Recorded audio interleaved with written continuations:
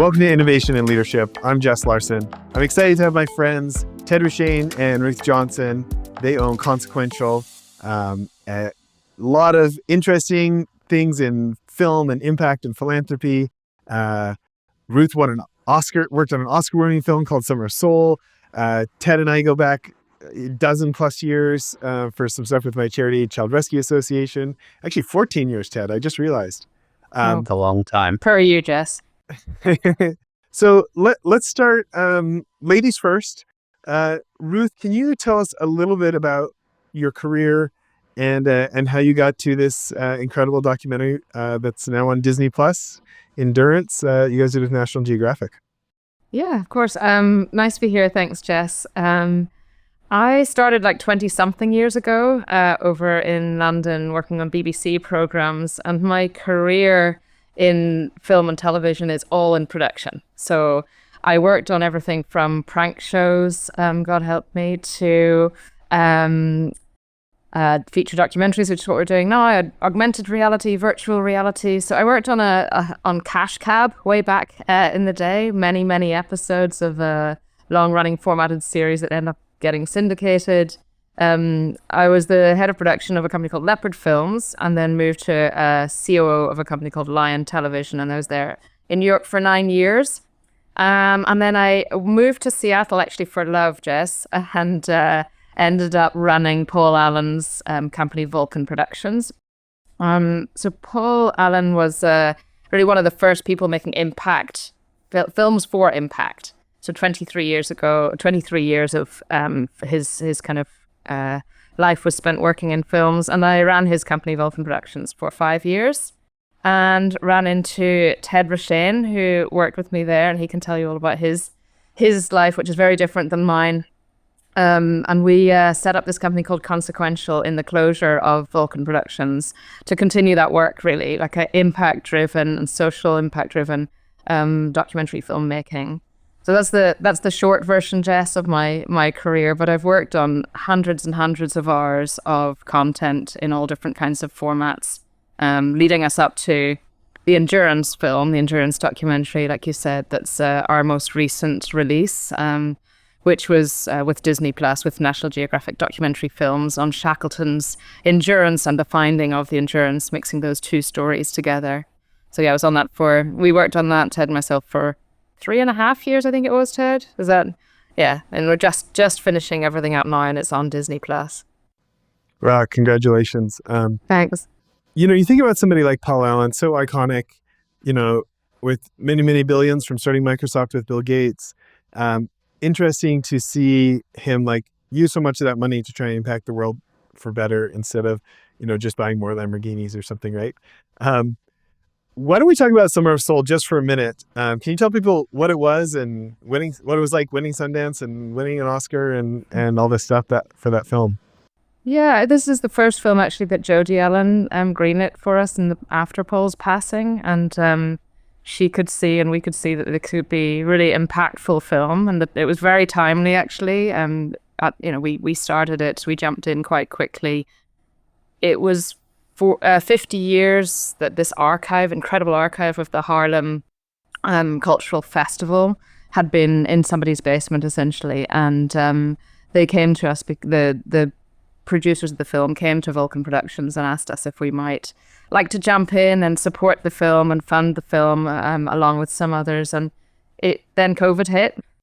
And so some of the filmmaking actually that the producing team had to undergo was during COVID. So someone like Mavis Staples actually had to be provided an audio kit. She wasn't willing to have anyone interview her for very obvious reasons. And so they had to use Zoom. It was all before people had kind of worked this all out and had to do a lot of that work with all those kind of restrictions of COVID. So a very complicated film to make with lots of incredible people on whose music and stories hadn't been seen for 50 years. And then during a pandemic, it was on Questlove, so Amir Thompson Questlove came on board to direct before we jumped on board, and he's just an amazing person. I don't know how much you know about him, Jess, but his history in the music business and his knowledge of it and his knowledge of all of these older pieces of music and every genre of music just made him such an amazing choice to be able to, as he said at one point, DJ this movie, because it's such a musical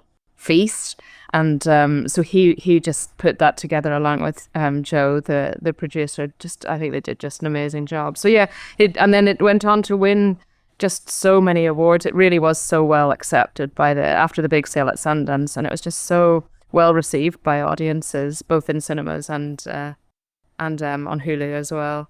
So that was a fun one, Jess. There are lots of other experiences in these films that aren't quite as as, I don't know, that one rewarding. We've got lots of rewarding films, and then, like I said, I've worked on these other reality shows a long time ago, and we've moved completely from that now into the social impact, and how do we use a film like Summer of Soul to be able to actually impact, or how do we use a film like Endurance for education or policy change? And that's really the foundation of Consequential, was because Ted and I decided we want to make sure that impact and what the audience is able to do, or how we can change minds, or how we can make them aware of issues, is actually at the core of our business. So we got together for that reason, because we like these pieces of content going out into the world. There's all kinds of things going out there these days, and people are watching in different ways. And so we thought this is something that we really are passionate to keep doing, and let's keep making films that people actually want to watch because they want to either educate themselves or change something about the world. Or so yeah, we're trying. We're doing well so far. We've been 3.5 years now. 4 years in the spring. Yeah. 4 years working with Ted Richane. Yeah, it's been really amazing setting up ourselves. Without Paul Allen, obviously that was just the most privileged position to be able to sit and work with Paul and his team. He had everyone from the premier scientists and coral scientists to our government and community relations team and technologists, and all of these people who were able to kind of just be additive to what that impact can be. And we're able to take a lot of those relationships into Consequential, but unfortunately we don't have Paul Allen's backing anymore, so it's a very different business model that Ted and I run these days. Yeah, totally. Well, you're lucky to work with Ted, in my opinion. He's lucky to work with you. On that Summer of Soul, I was just watching it on Hulu, Disney Plus this morning, but I do think it's like a great pitch where it's like, at the same time, the same summer as Woodstock, which obviously is so iconic in society because the images got out, because people saw it, not just heard about it and talked about it, right? And then, that got filmed, and Gladys Knight and B.B. King and all these, biggest names in Black music at that time, right? And but we didn't see it. I didn't grow up hearing about it, these kind of things.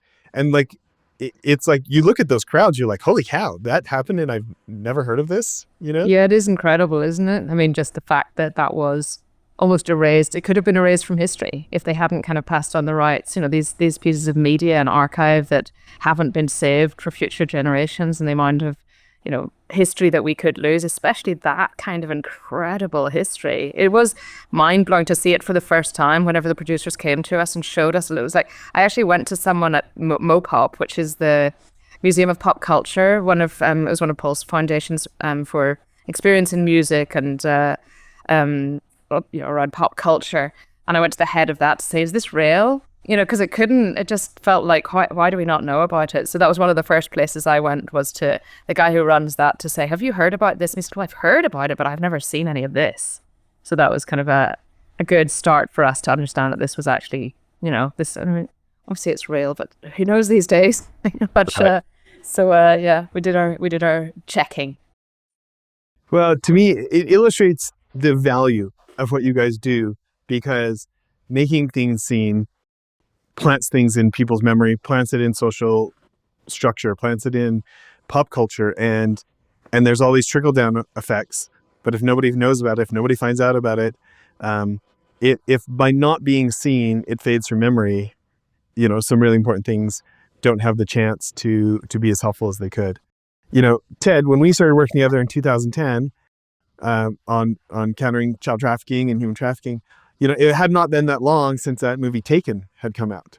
Right. And, both docs and narrative here, right? Like that movie Taken did more for child trafficking and human trafficking in America than all of the campaigns, all of the charities, all the everything up to that point. It changed people's concept. And, it went from an issue of like underage prostitution, which sounds like underage willing participation. And it's like, sounds like underage drug addict, right? And if the news says something about, underage prostitute, then the soccer moms say, oh, that's so sad. That poor girl is making such bad choices, right? If the same newscaster talks about the same story and says, 13-year-old kidnapping rape victim or child trafficking victim, all of a sudden the soccer moms are like, calling the police chief and their elected officials saying, that happened in our city? That's not that far from the kid's school. That's like a 10-minute drive from the kid's school. What's going on? What are you doing? And all of a sudden society changes. But that like emotional connection, even though it's, just a fun action movie, not serious, incorrect in a bunch of ways, but also people had this emotional resonance to it that changed so much. Right. Yeah. So, Ted, let's do the same thing for you. Give us the TED story. TED story. Yeah. Well, it's funny. Then to endurance. That example, the Taken example, is actually a good example of why my career sort of shifted the way it did, getting into storytelling. My background's different than Ruth's, a lot different. I started my career in Washington, D.C., working in sort of traditional politics. I worked at a public relations firm that had all policy and political clients, and worked on Capitol Hill, worked on presidential campaign in 2004, and grew a little bit cynical about the whole political system. And this is going back 20 years ago. I was cynical then, right? Imagine what I would be now. But I was still cared deeply about the issues, and I was fascinated by campaigns, by movements, by ways that you can get people to think differently, right? To sort of see other perspectives or perhaps even change their behaviors. And so I came out to Los Angeles and was lucky, right place, right time, to do this fellowship at USC, thinking I'd be here for 2 years. And then that was 18 years ago, and have stayed here. And I think what kept me here was I realized that the power in some of what you're saying, Jess, and in these stories, and how it's a way of actually engaging audiences with different perspectives, new experiences with story, right? And so having been here I moved to LA, like I said, and didn't have the professional network. This is before you could just sort of do everything online and tap into LinkedIn. And so I just started meeting people who were working on films, and I knew how to find audience, and I knew how to activate audience, and I knew how to put together, a theory of change, and put together, all these sort of impacty type things. And I was working with a lot of documentary filmmakers and others who had great ideas, but weren't quite sure how to find audiences. And so I did that as a consultant for a number of years. Vulcan was a client. And so this is going back right around the time, Jess, you and I were working together, going back 2010 or so. And then eventually Vulcan Productions, they're based up in Seattle, recruited me to come on board. And as I started, my job was first to really think about impact, right? How is it that he really saw storytelling as an extension of his philanthropy, right? He realized early on that it was great if he could give money or develop technology to help save elephants, for example, but it wasn't enough. He needed to find ways to also build more awareness and support and passion around the cause. And he did that through storytelling. We did some great films that did just that. We had a great suite of films about elephants one year. But I started doing more and more development work, right? I mean, because what we realized was that we weren't always making the films that were conducive to impact. We would do all these things, and there was an executive at Vulcan who asked this great question right once in a meeting where we went going through all these things we did with the elephant films, and all these school children who were writing in letters and were coming up with ideas for conservation. And all this work that we were doing on the ground, doing screenings in East Africa and Kenya and Tanzania. And the question was... And the poacher had been taken down for 12 years. Exactly. Like they'd actually got him and put him into prison. Like, so we were all like going, this is impact, like beyond impact. We are changing things. It was great. Yeah. So we put together this beautiful impact report, and the question came down from on high was, okay, this is great, but how many elephants have you saved? Right? And at the end of the day... I loved watching Ted's face.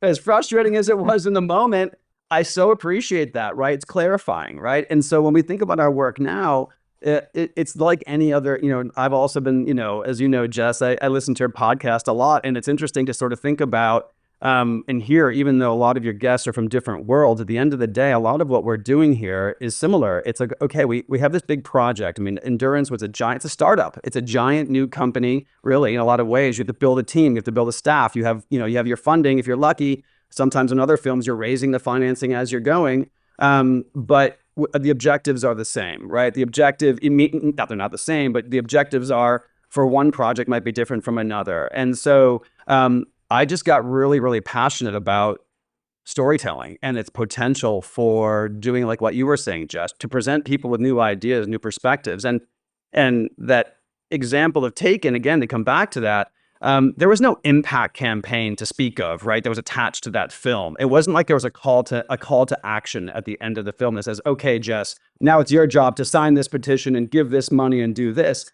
It had something more subtle, but far more impactful, which was it presented, if I dare say, entertainment, right? Because it's an action movie and there's a hero and there's bad guys. But there was that tension, there was that drama. And now when we think about a film like Endurance, fast forward to today,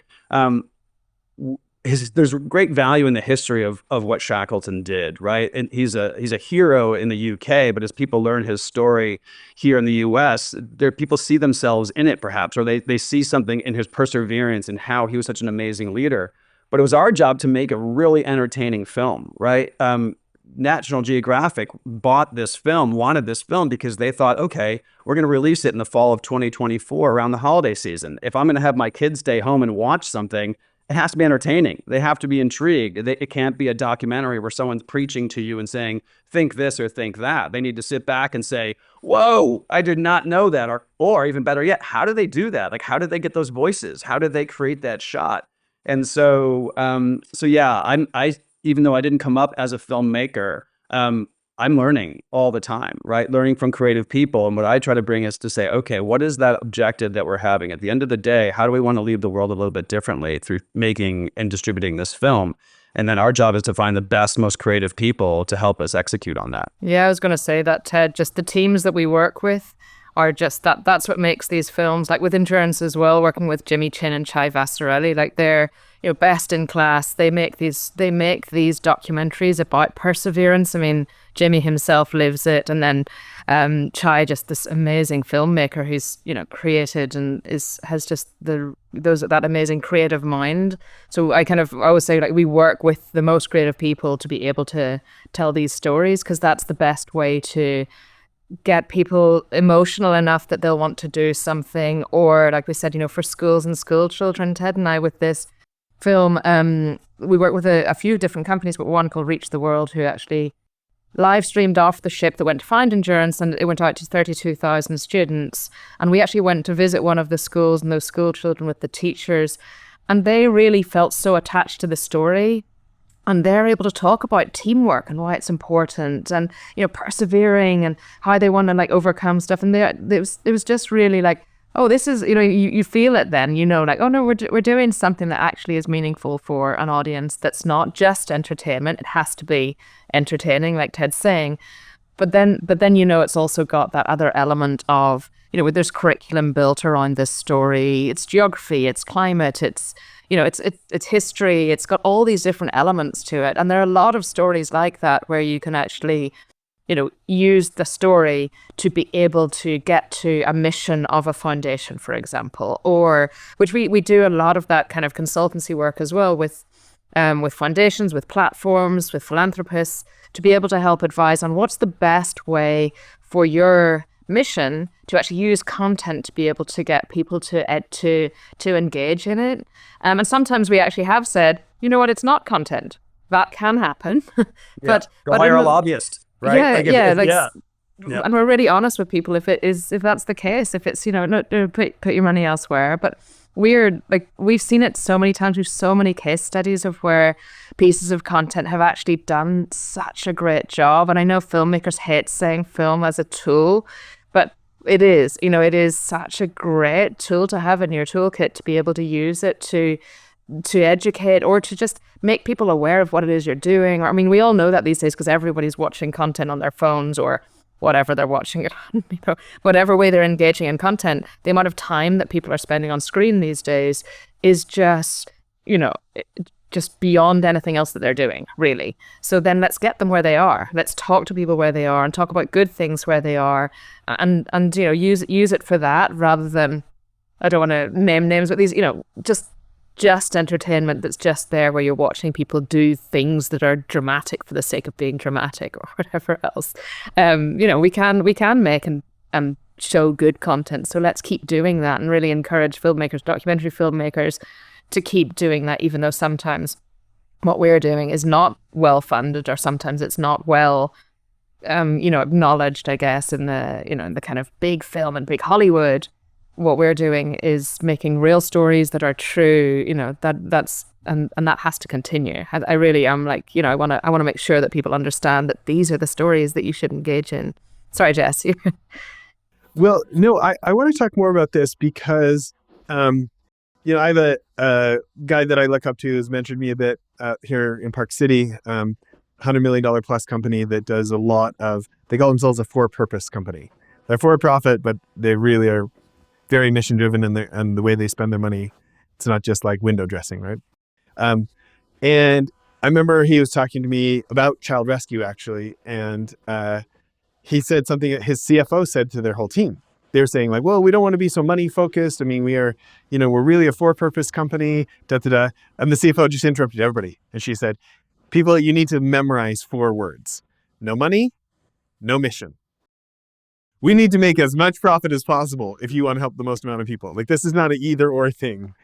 Yeah. Yeah. So, this incredible story of Shackleton and the South Pole and all the drama and the shipwreck and the dogs and I first got exposed to it in the Jim Collins book, Great by Choice. And I was lucky enough to be a co-investor, partnered with a billionaire in an investment at the time. And we started talking about, and he loved Shackleton. He started telling me about all these other books that he had about it, and just like the inspiration. I've got a collection of them here. Yeah. Look, this is a small part of my massive collection. Can you lift it? My massive collection of Shackleton books. So there's definitely like prior art here. Like this isn't. Yeah. You've got something to work with, but the business of Hollywood, the business of film is more complex than a lot of people outside the industry think. You guys probably don't want to disclose the actual budget, but this is not some like low budget documentary people. This is millions and millions of dollars for years. And obviously great to work with, post Paul, working with Disney and Nat Geo and these opportunities. But like you said, like sometimes you do have to fundraise. And talk to us about the business of producing films and documentaries that matter. Yeah. And specifically, how you come up with the money to do it.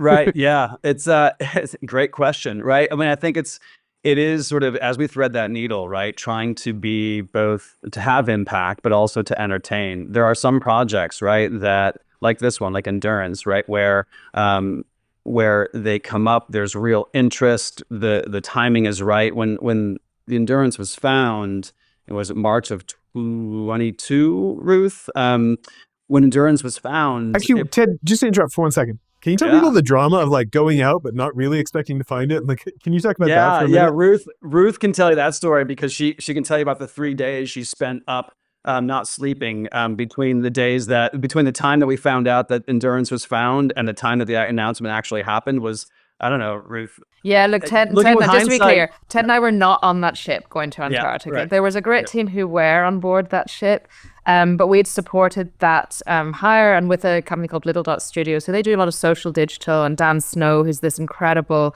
UK presenter, they were doing live stream off the boat and TikTok, and they were kind of getting that engagement.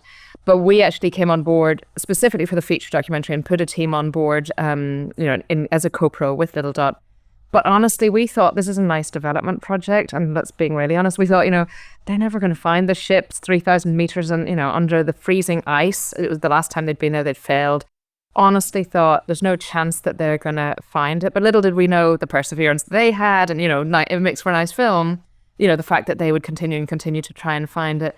But we got that call saying we found we found the shit, and we had teed it up with multiple different networks. We may be finding it, but I'd also made with Little Dot, we'd put into everybody's contract on that boat that they weren't allowed to say anything for 72 hours.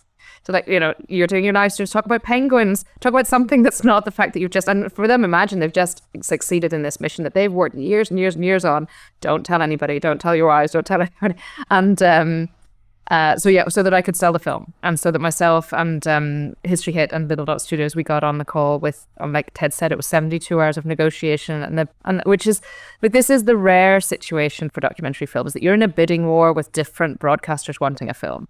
That is like amazing situation to be in. Most documentaries, you're fighting hard to get that platform. You're fighting hard to get the money to fund the film, to get it made so that you can get it out there. And there are lots of obviously there's a lot of different ways, and we, worked it, and we've made all the mistakes, and we have lots of knowledge in how we can kind of maneuver through the industry. But this one was definitely, like you say, it was unique in that it was then well funded, because it was sought after, because it's a once in a lifetime opportunity. And also the fact that, talking to National Geographic Documentary Films, one of the gentlemen there, who's very funny, I get on really well with him, and he said, well, how do you know it's the endurance? And we're like, it's at the bottom of the, it's almost where they say it.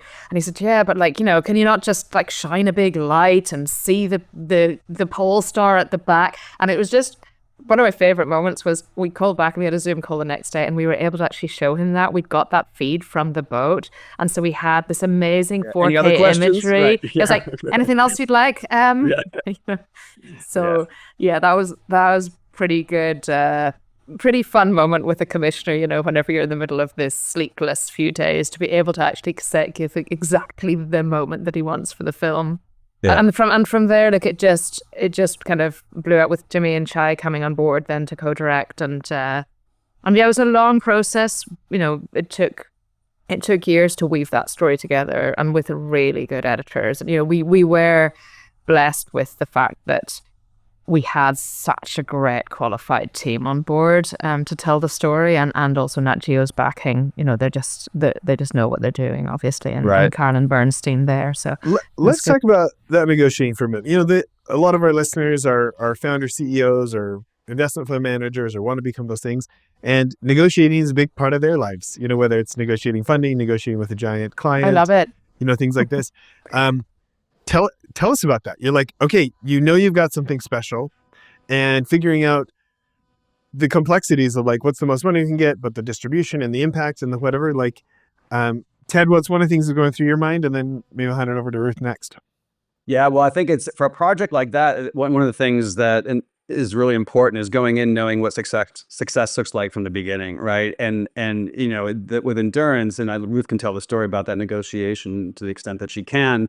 But it's always a challenge, right? When you go in with multiple co-producers or funders, some of whom might have different objectives, right? And that's a mistake that we've seen in the past with independent film, where you might have 3 or 4 EPs who brought in, who each maybe put in a couple $100,000. But success for one of them might be the biggest possible Netflix deal. Success for the second one might be a huge piece of policy and legislation that's changed. And a success for the third one might be, I just want to see my name in lights in the marquee and in the theater in Park City.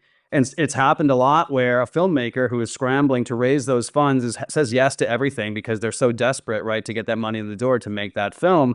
And then they have this good problem, right, which is they have distribution, they have some money coming in, but success is different for different people, right? And so the first part of that negotiation is going in and knowing that, and that's a hard thing to manage. These are people oftentimes with funders who are used to funding in different projects. Many of them are sort of part-time philanthropists, but full-time, equity investors or other things. So they're used to a certain model of playing. And so that's a big piece of it, is getting in first and understanding, okay, what are we actually going to go to? And then it's knowing the evolving landscape, right? I mean, it used to be just near your home in Park City, right? 5 years ago, it didn't matter if you got a film into Sundance, right? And if you won some awards, then one of the big streamers was going to back up a Brinks truck and say, okay, what's the offer, right? It's different now. That doesn't happen. I can't remember the number, but after the Sundance last year or 2 years ago, there was something like 80% of the films that featured, right, had not found any meaningful distribution. And so that's a whole different conversation, which we can get into as to why. But that changes the stakes of negotiation as well, because it puts you in a position where you have to understand what it is that Netflix is looking for, if we're talking about Netflix, or what Hulu is looking for. But Ruth, do you want to talk a little bit about how that worked to the extent that you can, the negotiations around endurance? Yeah, I mean, I enjoy it. So Yeah. the 72 hours of fun for me. No, I mean, it was also because of talking to lots of really interested, vested people. But there's so many different, I think for a documentary film, there's so many different rights associated with them. Not just the IP, but also there are a lot of people who also have interests. So for example, on this one, we had a trust, the Falkland Maritime Heritage Trust, who had actually funded that doc team to go on board and who'd funded the expedition. So we had to protect their interests, like we always do. You have to protect the interests of whoever the funders or funder are in a negotiation with a network. And it could be that their mission, like for Paul Allen, for example, he always wanted to keep impact and education rights, at least some form of impact and education rights, in every negotiation that I had with a platform. And that's not always as evident as just, we want to do some screenings for education. There is actually a way to monetize that. Some people do that, by bringing it out to colleges and universities. And so those conversations, and also it's kind of a new, that wasn't something, they just wanted to take all rights and not have to think about it. So this is, we're going back kind of 8-10 years, but now I think people do understand that a little bit more, and also can see how that could bring a different audience and how that can actually get, influencers more interested. And so we kind of, with a lot of our films, we try to bring audience when we're going to those negotiations. We've already built up a network through Ted's work, kind of built up a network of different interested individuals and organizations, so that they are already kind of primed to view. So sorry, I've gone away from negotiation, but just to kind of try to pre-build your audience, so when you go into the negotiation, you've already got so many people who want to watch the film. So with Endurance, they'd already been streaming. They'd already got, Little Dot Studios had already got incredible numbers of people who were actually already engaged in the story. And so yes, it does come down to obviously money, like how much, but also that's not the normal situation. It is just, how do we get this film made? How do we get the funding in the door to get it started and developed, and then how do we get it to the end stage? What point do we go to a distributor? So if I go to a distributor with a film at the very start, before we've done much work and we just have a pitch deck, that's very different negotiation to, we've just found the Endurance at the bottom of the sea and we have lots of footage that's already existing, or we have this archive that's never been seen before, or we have rights that nobody else has. So each negotiation is a web of different conversations, and it is, it really is, every single film is different in how we go to those doors, for lack of a better way of putting it. The funding piece, go ahead, Jess. Well, I just realized not everybody knows the Shackleton story. We should have started the whole episode with this. I can spend a whole episode on that. Somebody want to give the quick overview for people not familiar? Yeah, in 1914, Sir Ernest Shackleton was an explorer, Anglo-Irish explorer, who went out to Antarctica to try to cross Antarctica, and he brought 27 men with him on that expedition. He'd already had a failed expedition with Scott to reach the South Pole, and someone had made it there before him. So he was determined to go back out, but he didn't make it even to land in Antarctica. He got stuck in the pack ice. The ship eventually sank, and those men were stuck out there for almost a couple of years, and they had to live on the ice. They had to live in tents. They'd had to eat penguins and seals to survive.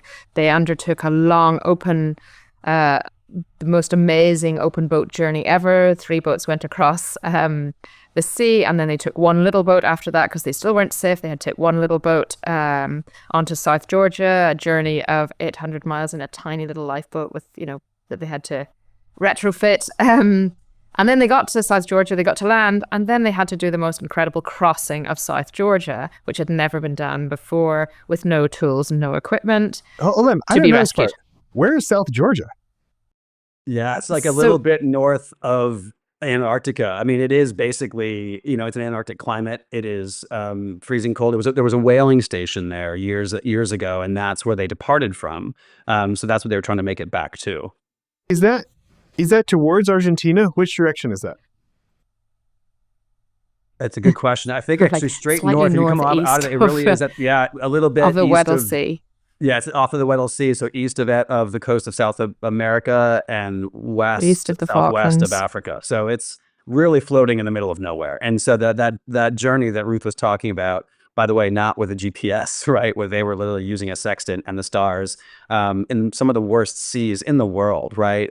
It should not have happened, right? Like it's No. almost it is impossible, and that's It's some of like the one amazing one guy had a story. heart attack. One guy had a foot amputated. They hadn't even, that wasn't even it. That crossing across West Georgia to get to the whaling station, that in itself is like a feat of human, endurance and like challenge. So, and at that point they must have been, they were starved. So this is over a period of such a long time. So it is just the most amazing survival story, because all of the men, it's not a spoiler, I think, but all of the men made it back alive. He managed to rescue and go back 4 attempts with the Chilean boat, eventually managed to rescue all of the men that they'd left on Elephant Island. So I think just it is a story of leadership as well, and they teach it in business schools. I know they're kind of, they use Shackleton as an example of how did he keep the morale up during these periods where there was no chance they were going to live. It's like Right.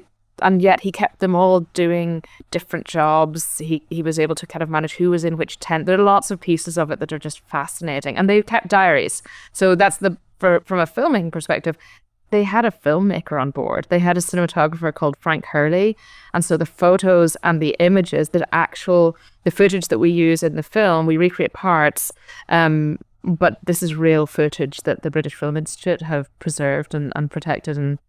And he saved that. That's my mind is like, okay, not only was this guy like most likely going to die and had to go through this whole journey, he brought the stuff with him. He brought back amazing. these glass plates with photos. He brought back film, which he was able to preserve in the cold weather. And he brought that all back again, because that was going back to negotiation and funding. That was part of the funding for their original expedition, was these, they wanted penguins. People hadn't seen this stuff before. People hadn't seen images from the bottom of the world. So they, part of that whole expedition was funded through funding the film. And so he was determined, and he sold the knew. rights early. Yeah, He did, really. I mean, that's kind of what he did to finance it. Yeah. Yeah. It really, and it's interesting, Jess, about Shackleton is people ask, well, how do those guys survive? And I think a lot about his recruiting, right? Like, I mean, I really think, and he talked about this, like we mentioned it in passing in the film. He hired one guy because he just thought he looked funny and was fascinated by him. But I really think that there was something to the fact that he wanted people he could trust if things went bad, right? Like, there were people who probably more qualified, who had more resumes, right? Who could say, well, I was on this expedition or that. But he put together this band, and I just have to think that was a lot of it. He was a great recruiter. He put together a crew that helped him. Actually, can you talk about his ad in the newspaper? Oh yeah, what was it, Ruth? Do you remember? No, you know what?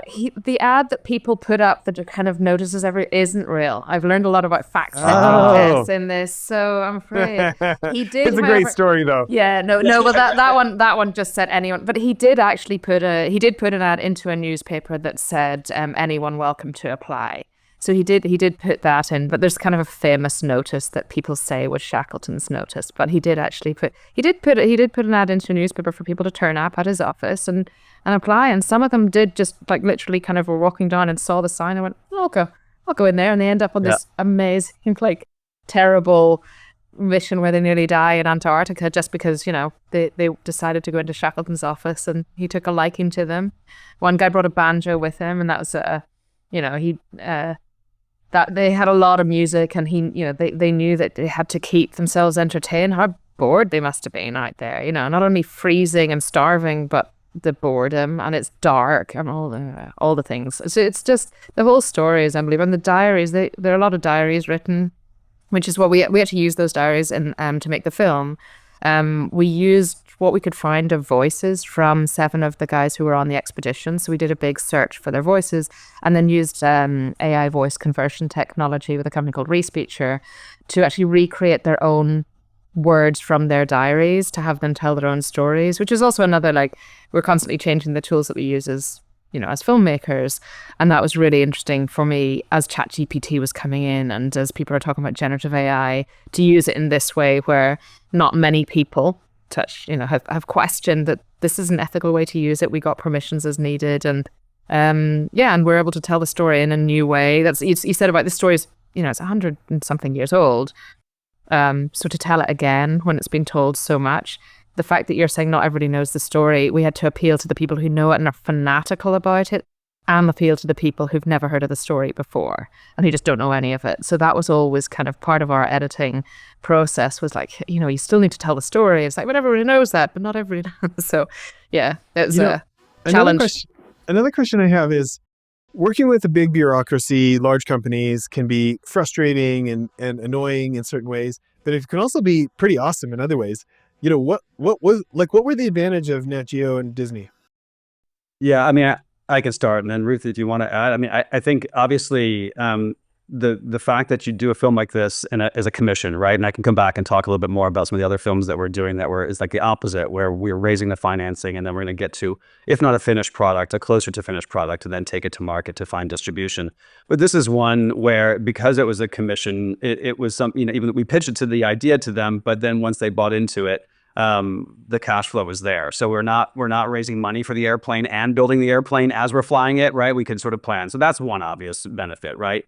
The execs there were great, right? I think, Ruth can speak more to that. As Ruth produced the film and was day in, day out, was a lot of taking up most of her life.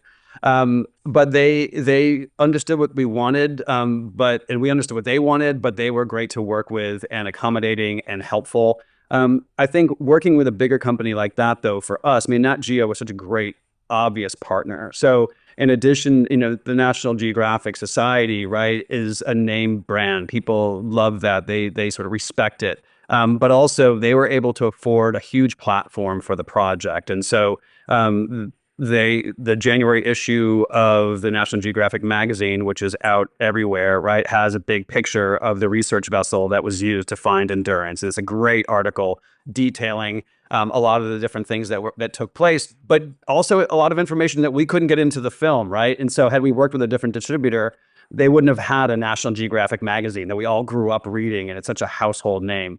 But not only that, the press team and the marketing and the things that come with a big distributor like that, they're absolute pros. I mean, we premiered the film in London at the London Film Festival at this Royal Festival Hall. It was a sold-out show to over like 2,500 people. And while that's a lot of fun and that's great, and it was a wonderful experience, they used that as a great launching point to really push the film theatrically in the UK. And what started off to be, what was it, supposed to be 10 or 12 theaters, wound up being over 100, because Nat Geo and us, and we all worked together to build this demand out there. And then when coming here to the US, it's not often that a documentary film, right, gets billboards in New York or gets those sorts of things. And that's sort of what comes with a distribution model like that. And not just the money, right, but the pros, right, who know how to deploy it, to work on social. Nat Geo's Instagram account is a behemoth, right? So when they put little shorts or little things from the film on that,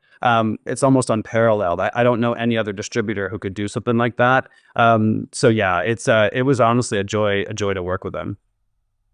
Yeah, one of those first calls, Jess, actually showing their interest in it. There were like 25 people on the call, and that was people from writers who knew the story. They knew the story because they actually had, they've been telling it for 100 years. So Shackleton had actually spoken at National Geographic 100 and something years ago. So, the story is part of their kind of fiber. But yeah, as Ted said, all of those different departments and their pros in their own areas, and that just amplifies it. It was like you said, there are difficulties more just in, we went out to 170 countries, I believe, something like that. So they're able to translate. We don't have to do that work. Some documentary filmmakers actually do that work themselves and have to add their own. They can do a lot of that work for us, as well as there's an accompanying book that two of the guys who were on the expedition, John Shears and Nico Fasson, wrote. So there's just lots of pieces that then make it into a bigger, eventized almost project. Which, yeah, and look, it's the rarity. Documentary filmmakers probably be like, yeah, you lucky sods, you got to do this one. Whereas on a general basis, most of the films that Ted and I are now producing or exec producing, it is really pushing through to try to kind of, okay, we need to find the funds, and we need to get to a certain stage before, so that we can show something that's slightly packaged to take to it's not just I'll show you the ship under the sea. It's actually getting something to a certain point where they can see, okay, this is a film that our audience are going to watch. And so we still need to do all of that work to get us to that point on most of the documentaries that we're working on.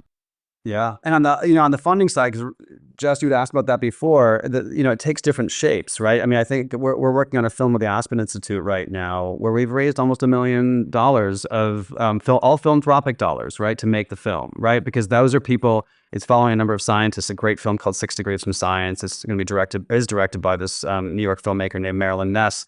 We're following a number of young scientists who are working in the biomedical space who are doing all this amazing work, and it's work that we all rely on for treatments, cures, vaccines, you name it, right? But it's a really difficult life. They're spending upwards of 40 or 50% of their time grant writing. Oftentimes they're in a postdoc academic environment, so they're working jobs at night, stocking shelves and things like that to put food on the table.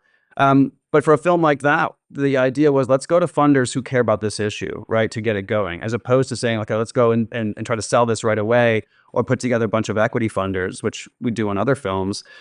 This one was saying, let's actually go out to the funders themselves, folks who are funding that science, who are funding those labs. And the argument to them was, look, a rising tide lifts all boats, right? Meaning that we're going to tell this story, and if we do it right, it's going to help those who you're funding. Your grantees will benefit from this. So it's almost in some ways an investment, right, in the future, and hopefully making their philanthropy more effective down the road. For other projects, we'll go to equity funders, right, and say, look, this is going to be a big event, right? We're doing a music film right now, for example, that's one where we're sort of building what we hope will be a big moment in the coming months and years. And so that's an equity fund, an equity approach to some funders and things. It all takes different shapes and sizes.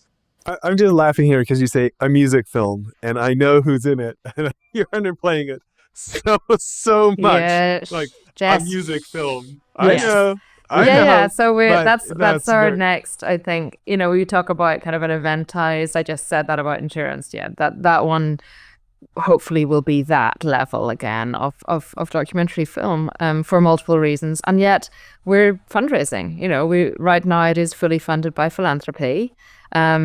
But we need equity to finish the film, and we do feel like there are lots of reasons why you need to not go out to a broadcaster too early as well. So we choose that strategic moment for what is the right time to go out to get the right person who's going to engage in this in this film. So yeah. Jess, it's exciting. It's exciting. Exciting, yeah. But that's another difference, right? You were asking about what it was like and the benefits, right, of working with a company, a distributor like a Disney, Nat Geo. The difference, right, is also, though, that they are the boss, right? And obviously there might be some difficult, some details and things in the contract that afford a filmmaker or a production team some rights or a decision-making power. But at the end of the day, they funded the film, right? They're in charge, right? I'm oversimplifying, but that's kind of it. The benefit, if you will, of the other path, though it's difficult because you're raising financing, you're not quite sure what distribution comes. I mean, that's the other beautiful thing is you don't have to sit there worrying about distribution decisions while you're making the film because those decisions have already been made for you. But the opposite end, though, is that you maintain some freedom, right? To, creatively, editorially, strategy-wise, when you think about impact and what you're going to try to do. And when you bring on a distributor who usually is going to be paying for a significant amount of the budget from there, then of course that comes with strings, right? There's nothing is free, right? Of course. And so we're always trying to balance that. And when is that time? What is the right time to actually go to distributors and do that? And there's money to be made for those equity investors the longer we go on the film. Right. Equity investors who come in are obviously going to make more if we get to a certain stage of the film. So yeah, there are reasons why we're holding back, Jess, on that one for now. Yeah, totally. So why don't you tell people the website and like who your ideal clients are? Like who should be reaching out to? Who do you want to hear from? So website, we're consequential.us to learn more about our work and our approach and what we do. We're also on LinkedIn at Consequential. I think we like to think of it in a couple of different buckets, right? One, all of our films are co-productions, right? We're partnering with people, from Australia to the UK to here in the States. And we just love finding partners who want to make film together. But also we do a fair amount of consulting work with philanthropists and other funders some of whom have never gotten into film but want to. Others have gotten into film and maybe been burned, maybe been promised something. Oh, this film is going to do all this stuff and it's going to change your issue and it's going to solve this problem, and then it didn't happen. And so we've done a fair amount, and actually pretty proud of the fact that we've brought new funders into the film space, right, to work on mission-driven or types of stories. And then, so we work with foundations and funders and other filmmaking and production companies who are trying to sit at that intersection of storytelling and social change. And then the third bucket is a lot of impact strategy, right? Thinking about, okay, you have a film that you're making, or we might be making it with you. What is it that you need to do to actually move the needle on this issue? Like, what does success look like? How do you put that together? And you think, oh, well, we're just trying to save the turtles. Let's just save the turtles. Or what does that mean? How do you know when you saved enough? Like, what does that actually look like? How do you complement the efforts of those folks who are already out there saving the turtles? And so we do a fair amount of impact consulting as well, where we're trying to make sure that people are putting together campaigns that are sustainable, measurable, et cetera. And equity funders. I mean, obviously, Yeah, right. Funders who are interested in this space and want to learn a little bit more about what does that look like to invest in a film that is for social impact. What is that? What does that look like? Always happy to kind of talk to people about what it is that we're doing and why we're doing it and why we get excited about it and why we're having fun doing it. We set up ourselves kind of because we wanted to make sure we were enjoying this as well. Like, and so you're in these films for 3 to 5 years. Some filmmakers even longer. You've got to enjoy it, and you've got to enjoy the people you work with. Going back to Ted and Shackleton's kind of lesson learned of like the morale and keeping people going and who that team are. Yeah, we really do. Like, every team that we're working with right now, Ted and I genuinely really like. So that's the basis, a basic consequential need is that we're going to enjoy making them. I hear that at a lot of the highest levels. Like it's definitely true in special operations, where like in the most elite classified units, their selection programs are just grueling. Like some of the Army's classified, Navy SEALs, 20% make it through. Delta Force, 5% make it through. Wow. So, Consequential's not quite like that, Jess. Yeah. But my point is this: but at that point, they are saying we're not looking for the best person; we're looking for the right person. Yeah. And it's not just about how fast can you run, how good can you shoot, how how can you navigate in the dark in a forest, right? They're like they genuinely are talking about so there's actually a board at the end, like after you've passed it all, there's this it's like literally like the NBA draft or something, and like the different Saber squadrons are like saying I want you or not, and you're literally like, who do they think is a fit, like a little, not just like for the unit overall, but like for this. And I think we need to look at how we engage with people. Yeah. So, but no, sure. But I get it, because and I think I've heard people talk about that on your podcast, Jess. But I think that in the special operations environment, right? But it's so true, because you can have a filmmaker, right, who is amazingly talented and has an eye that's unparalleled. But if she can't collaborate with a funder, if she's unwilling to work, right, or if she's going to be disruptive or abusive, then it doesn't matter, right? Because people will leave, and you'll lose other people, or you'll go over budget, or other problems will come up. And so I totally get it. But also we're dealing with all these issue areas, Jess, too. So they have to be able to be sensitive to, these are all human stories. Every story we tell is a human story. So people have to be able to constantly navigate different human emotions, not just in the making of the film, but I mean, not just in the film itself, but actually just the making of it. You're dealing with so many people to make a film. It's a huge, I mean, you see the credits lists. All those people have meaningfully put something into this film, and all those people need to be managed, need to be, looked after, or, and all need to work together. So there is that, it's just essential for anyone working in, any industry, I guess, but just in film, when working on these really difficult issues, there's the skill set, and then there's just the people. You got to be able to work together. Yeah. Well, listen, I know there's some top secret stuff. What do you guys want to say about upcoming projects? Is there, Ruth? Watch them all. No, watch documentary films. I mean, I think people are watching, a lot of kind of the Netflix dramas, there are some amazing documentaries out there that really need support, and they need support in the making of them. They also need the support in the watching of them, and engaging in these issues whenever we do put our films out there. Engage and do something, So, I think just go look for documentaries whenever you're actually going to these platforms. Yeah. Okay, let's get at least one recommendation from each of you of one or two of your favorite docs. I mean, obviously. Yeah, I mean, aside from the ones that we're involved with, right? There's I think the shortlist for the documentary for the Academy Awards came out yesterday. Every year they do a shortlist of documentaries and a couple other categories, and a film, and I'm more biased as a friend was one of the producers on it, but a film called Porcelain War, that we saw at Sundance last year. Our great friend Olivia Onman was one of the producers. It's a beautiful documentary. It's hard to call a documentary beautiful when it's about a war in Ukraine, but that film, I took a lot from that. So Porcelain War would be a great recommendation to go check out. Yeah. I'll say Sugarcane, also just because it's just nominated, but made by National Geographic Documentary Films as well.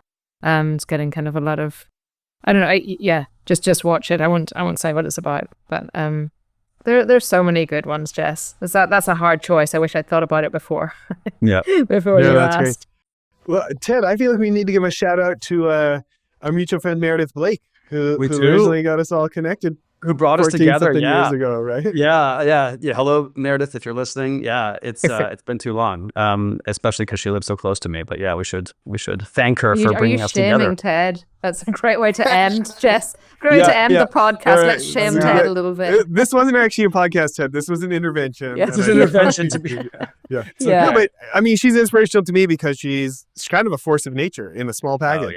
Oh my gosh! When I worked for Meredith, I always used to say she was the best strategist that I was ever around, right? I mean, just this mind would just, it wasn't something where she would just say, oh, we should do this. Is just that idea, okay, here's 10 ideas, here's 4 ideas, here's 2, here. And then the one that she would wind up with was 9 times out of 10 a slam dunk and just relentless. I mean, I think, she's an entrepreneur and obviously an attorney and successful on a number of fronts, but as a strategist. So Ted, you should get back in touch with her. Ted's like, here's the video I lost touch with. Maybe for you, Ruth, who's somebody who had a big impact earlier in your career that you looked up to or still do? Oh, goodness. I think the creatives, because I'm very kind of, because as a producer, I'm doing a lot of logistical, that kind of more management. I think those directors and editors who are able to actually see the story and then weave it together. I mean, that's a bit of an everything, but I really just admire watching them. Yeah, why don't you pick one of those directors you worked with earlier that was like, that opened up your eyes? A guy called Jeremy Marr, I'll name, who actually passed a long time ago, Jess. He was the first. I worked with him on my very first documentary, and he went into, it was about the Aryan Brotherhood, so very, very different than what the films that we're making now. But he went into very dangerous situations with not very much money, with just a camera to try to get this story, and he built relationships with all of those, imprisoned people and people who'd maybe been imprisoned who are now exonerated, and but I learned a lot from him because I hadn't worked in documentary film, and just that knowledge that he had to do every part of the process, I think for me just sticks with me. And sadly, he passed a few years ago. But that was just a lesson in what it takes to make a documentary film when you really, really want to, and when you don't have a big budget. And what was specifically special about him as a person doing that? He could talk to the mules, as well as the law enforcement, as well as the imprisoned, gang members, with the same level of dignity and respect, for each of them. And I think that just stood out for me, that it didn't matter which part of the story he was telling. He just had that real level of understanding, respect for all of them. And we have some great stories from making that. I won't share them now, but he just was such a special director for me. Yeah. Don't we all love those people who treat us the same when they know, like, they don't know if we've done something impressive, and they treat us the same as after they find out? Yeah, Yeah. Ted, when I tell you the story about you, he's like, but when you work with a philanthropist and, working with Paul Allen, people do, there are a lot of people when we left, Jess, when we were there, who would be in touch with us because we were in that position. And then when you leave, you really do learn, okay, who were the people who actually understood what I stood for, or why I was doing it, or why we're in this industry, whenever you don't actually have that backing of that money. And it was quite telling for both Ted and myself, Absolutely. just people who'd been in touch a lot, who'd, really been, who you thought maybe were a friend, or were at least a very close colleague, and who maybe afterwards just, wasn't interested because you didn't have that backing anymore. So yeah, it's very, very true. And so back to my friend Jeremy, who just didn't have any of that. There was no ego whatsoever, and he just was making these projects because he was passionate about telling people's stories for the people they were. So Yeah, I want to become more like that. Yeah, me too. Yeah. Yeah. You guys, this has been so much fun. Thanks for making the time. Thank Congrats you. on your huge success. By the way, when the music film comes out, come back on the show and let's talk We about absolutely will. We'll keep you informed. Thank you very much, Jess. Great to see you again. it. Yeah. All right. Okay, Thanks. bye everyone.